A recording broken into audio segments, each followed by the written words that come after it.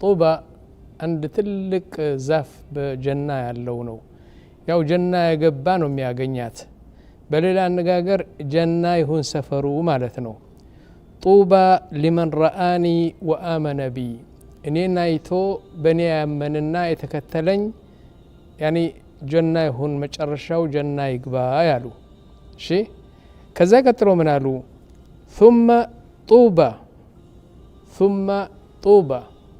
ثم طوبى ሶስት ጊዜ ثم طوبى لمن آمن بي ولم يراني እኔን ሳያይ በእኔ አምኖ እኔን የተከተለ ሶስት ጊዜ እመርቀዋለሁ ጀና ይሁን ሰፈሩ አሉ። እኛ ነን ከነቢያችን ሰለላሁ ዐለይሂ ወሰለም በኋላ የመጣን በሳቸው አምነን ያላየናቸው እኮ ነው። በሳቸው አምነን የተከተልናቸው ከሆነ ይህን ምርቃት ለኛ ነው። ጡባ ሊመን ረአኒ ወአመነ ቢ ያኒ አይቶ እኔን አይቶ ሰሓባዎች ማለት ነው። እና ጀና ኢንሻአላህ ይሁን ሰፈራቸው። ላኪን ለኛ ምን አሉ? ጡባ ثم طوبى ሶስት ጊዜ ሳያየኝ እውነት እኮ ነው ወላሂ።